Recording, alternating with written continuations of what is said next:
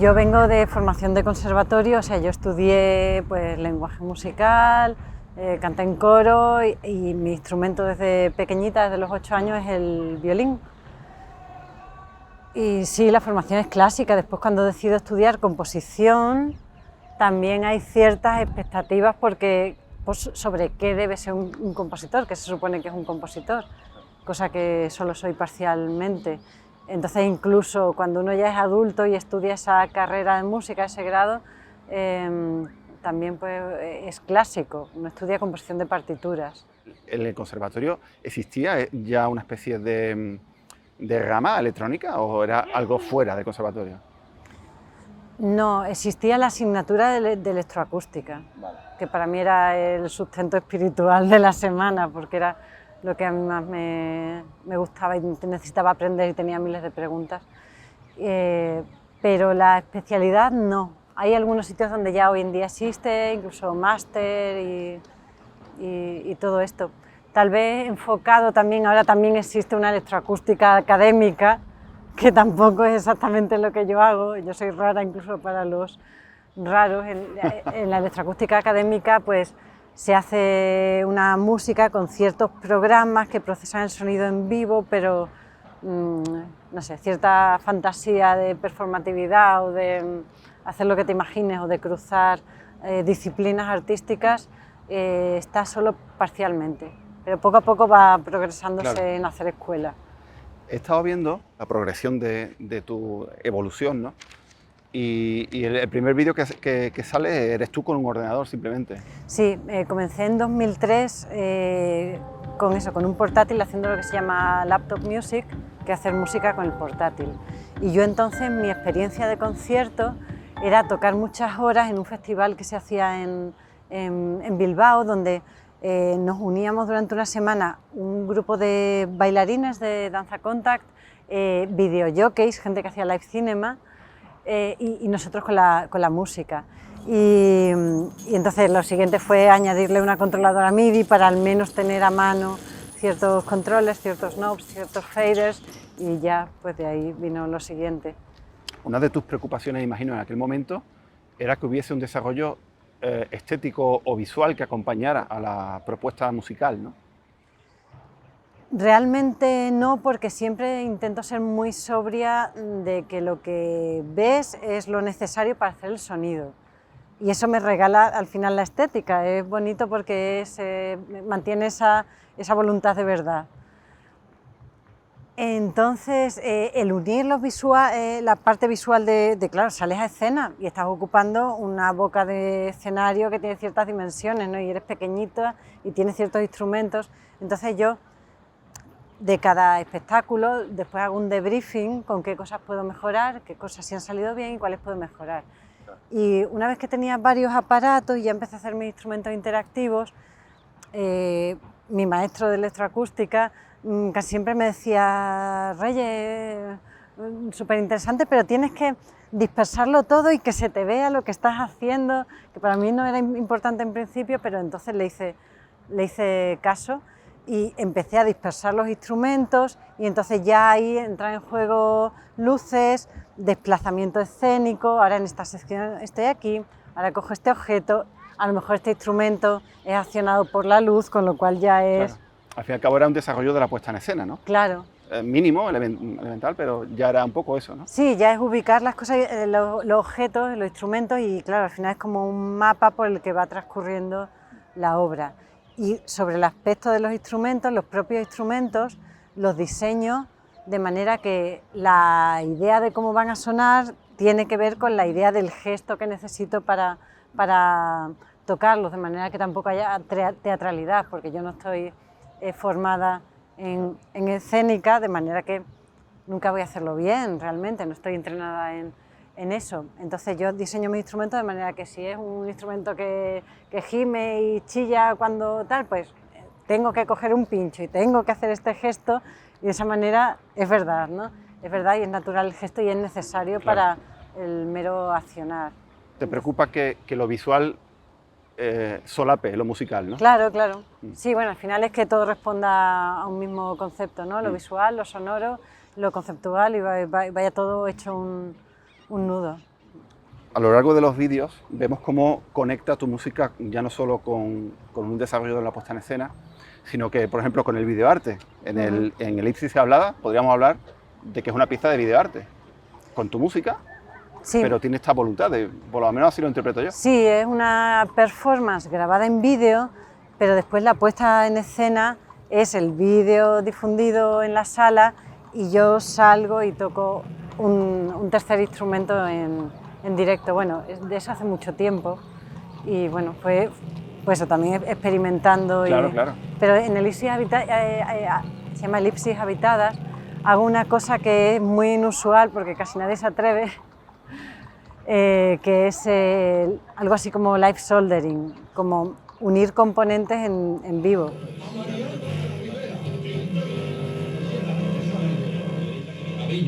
Sí, señor. Hombre, mesa.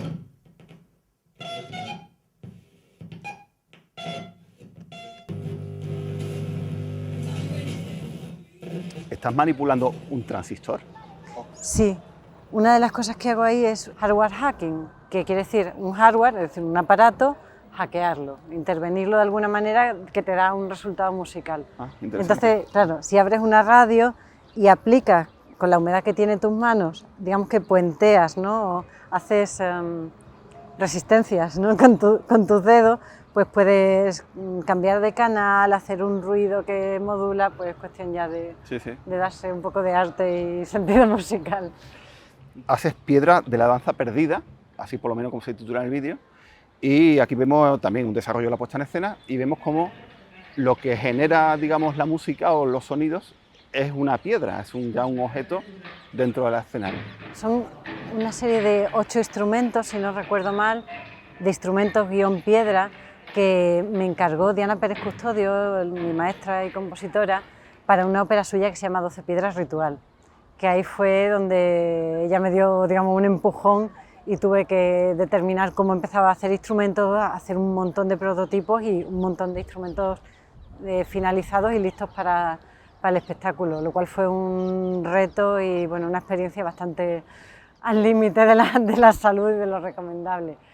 Y entre varios de los instrumentos que me pidió hacer, pues está esta piedra de la danza perdida, que era reactiva, tenía 6 sensores de infrarrojos que medían la distancia hasta 4 metros y alrededor de ella, pues conforme a la distancia que medía, aparecían y desaparecían sonidos y además se metía más grado o menos grado de filtrado, de procesado de cada sonido. ¿Y las chicas que te acompañan son de danza?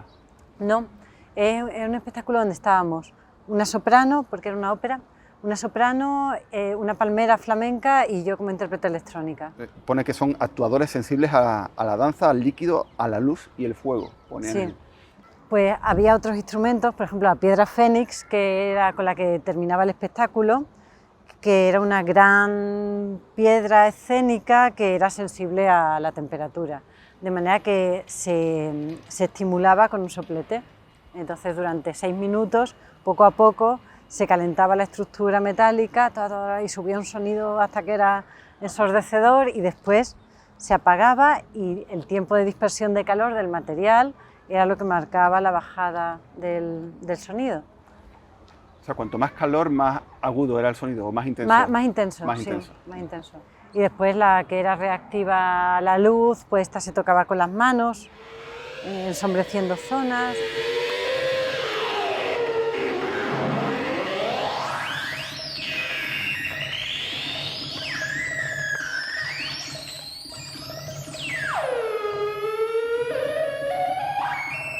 Ese es mi mejor instrumento, que se llama la piedra con clavos. Bueno, pues lo que es digamos, la escultura es de la Alicanosa, la idea de Diana, y esto es como una especie de ovillo de metal grueso y que salen unos clavos así de grandes. Y es reactiva, digamos que es bent by design, es decir, que está diseñado que tenga una reacción loca, porque está la superficie plagada de sensores de luz, con lo cual, pues bueno, imagínate, según giras cambian los lúmenes que entran en cada sensor, además son 12 de ellos, y la superficie reactiva la humedad de las manos. Entonces, pues bueno, ese instrumento además es analógico, no media ningún ordenador ni nada. Yo lo he visto funcionar hasta sin pilas, es inexplicable. El instrumento que puedes ver en la Adonía eléctrica para Romero Esteo es mi proyecto Cyborg que tuve durante 4 años y bueno, lo voy a reflotar en febrero próximo en el ciclo de conciertos del Generador en Girona. Ese es mi proyecto Cyborg Kit Pew. Le puse un nombre, tiene cierto atuendo, pero lo que es el mecanismo técnico son pistas de cobre colocadas sobre la piel, tanto sobre los brazos, la pechera, y ahí están los accionadores, que mediante el tacto voy haciendo salir los distintos sonidos. Ese es el mecanismo, esa es la intríngulis técnica. Todo creado por ti, obviamente. Sí, sí, sí. Bueno, también reactiva la frente, la máscara, la corona, todo, sí, sí. Y una capa de luz también, ¿no? Y la capa de luz para estimular la Stone with Nails de esta manera. Hay una performance tuya donde te llevas como, me parece interpretar que es como un micrófono al corazón. Los sonidos del corazón los llevo utilizando desde 2006 o así, captándolo por distintos medios. Al principio utilizaba un estetoscopio electrónico, de manera que realmente es simplemente la amplificación del sonido, un estetoscopio médico, pero sí, electrónico, que lo utilicé en mi proyecto final de carrera, en directo, ahí jugándome la nota. Suerte que tuve matriculado honor, pero fue muy emocionante. Quijada magnetotáctica. Es un dispositivo interactivo sensible al magnetismo. Pues el sonido existe previamente y lo que mide la quijada es la distancia según el grado de intensidad del campo electromagnético de un imán o un superimán que utilices. De manera que lo diseñé para la danza, de manera que el bailarín o colocaba el sensor en su cuerpo y la quijada estaba alejada o viceversa, ¿no?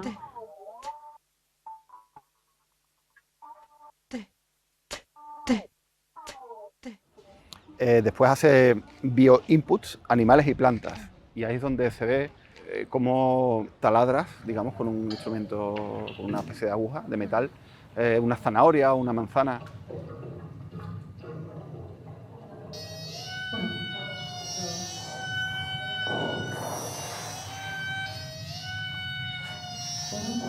Bueno, cada cuerpo vivo tiene una conductividad, entonces lo de siempre, la inspiración es la cualidad de la materia, esos parámetros que podemos medir. En ese caso es por el grado de humedad, pues ofrece unas posibilidades u otras. Sí. Y bueno, y hay también como... está el cesto de gusanos, el cesto de caracol, el gusanófono. ¿Cómo funciona eso? Pues el gusanófono funciona, es interesante porque es un instrumento donde el intérprete no es un músico, sino que son los animales, ¿no? Entonces es simplemente un cesto que tiene distintas áreas conductivas y como el cuerpo sean gusanas de mar o sean lombrices de tierra o el animal que quieras poner, o un caracol, lo que sea, pues como son cuerpos muy húmedos, en el momento en que pulsa dos superficies juntas, pues activa ciertos sonidos, conforme estén más húmedos o menos hace aparecer más una voz u otra, y como es algo pequeñito lo suelo asociar a sonidos de susurros y cositas pequeñitas. ¿Sí? Hay algo como de rural también a cierto punto, las frutas, la zanahoria, la manzana, se escuchan campanas como de iglesia, cencerros.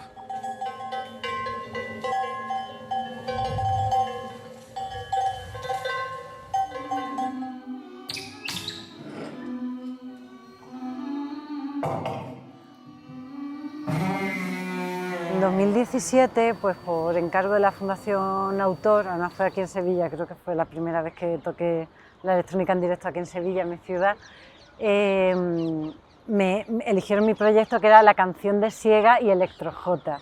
De manera que en el proyecto pues yo les explicaba que iba a hacer un delantal con el diseño castellano, cuadrado, negro, rojo, con estas bandas, para poder interpretar la Electro-J, y la versión segunda o tercera, creo que la tercera, del fructófono, y después la Electro-J, ¿no? Entonces tenía tres zonas que actuaban como disparadores, y luego, esto fue un logro técnico, no lo he dicho nunca, hay una banda negra que no es de tela, sino de un material semiconductivo que averigüé que era semiconductivo, venga a medir todo, y entonces funciona como una banda que puedo ir tocando con las manos y deslizando, ¿sabes? Es Y fantástico hacer eso, ¿no? melodías. El delantal, que es algo como tradicional, tal, y tú lo conviertes en algo y te lo llevas al presente con música electrónica, es como extraordinario. Bueno, Sí. y el fructófono en ese caso funcionaba con las hortalizas propias, con la remolacha roja, un gran repollo, que es lo único que hay en Castilla, bueno, porque estoy aludiendo todo el tiempo al lugar de origen materno.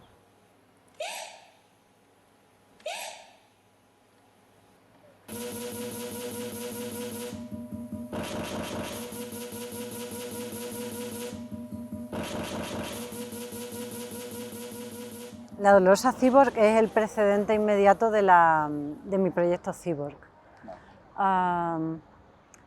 Y sí es cierto que, por ejemplo, en la Adonía y también en la Dolorosa, sí hay cierto halo de estas poses hieráticas, frontales, el asunto de la corona, de los ropajes, tal vez también por las propias necesidades técnicas, porque siempre es tan frágil que una no puede mover con normalidad y todos son movimientos muy lentos y muy cuidadosos con que nada se mueva de sitio.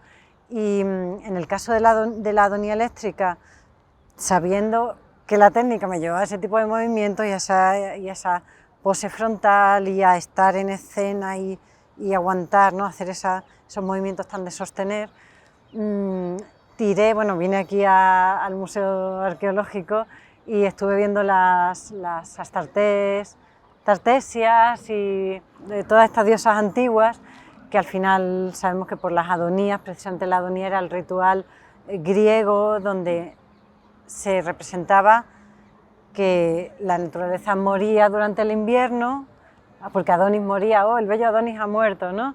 Y todas iban llorando, lo tiraban al río y al de 3 días lo sacaban y decían, Adonis vive, ¿no?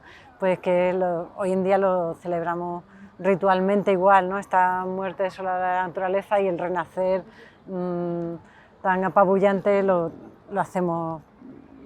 seguimos haciendo. Y para mí tiene sentido porque también lo hilo con las teorías, con la teoría cyborg de Donna Haraway de los 70,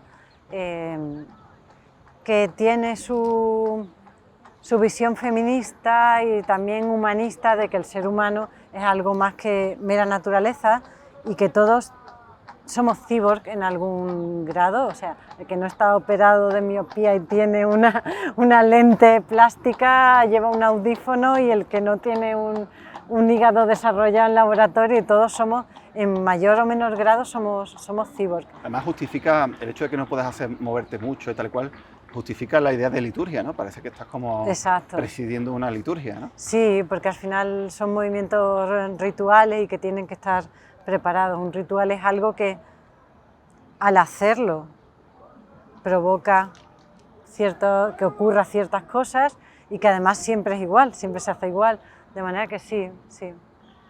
¿Cómo acoge el público esto generalmente? ¿Hay diferencia entre España y fuera de España? Pues generalmente, más que en cuanto a local o internacional, que también se nota la diferencia, yo siento mucho la diferencia entre público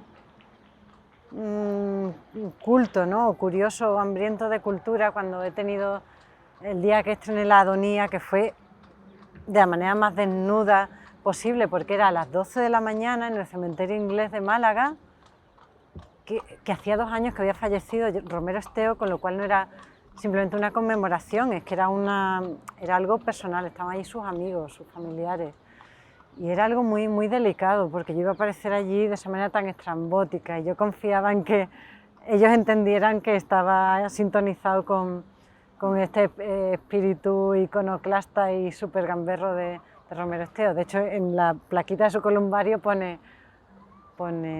¡qué locura!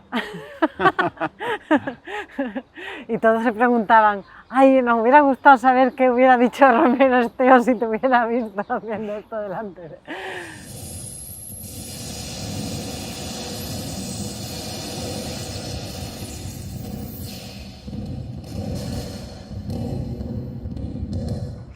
Y por último, lo último que he visto de ti es instrumentos piel con piel.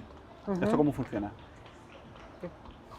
funciona piel con piel, no hay ni trampa ni cartón, ¿Y cómo se produce ese es mi el sonido? orgullo.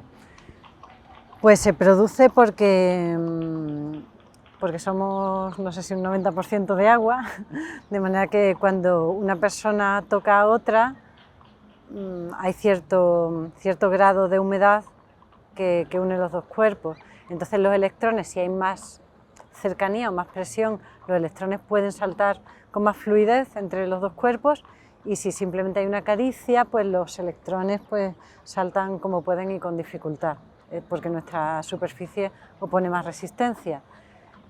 Así que yo lo que hice fue medir en estos grados de contacto, que es una oscilación muy sutil, y ahí está la dificultad técnica del instrumento, y conseguí hacer una placa de manera que fuera sensible a un rango tan estrecho y me lo magnificara y me diera una señal que fuera útil y fiable para yo utilizarla en la música.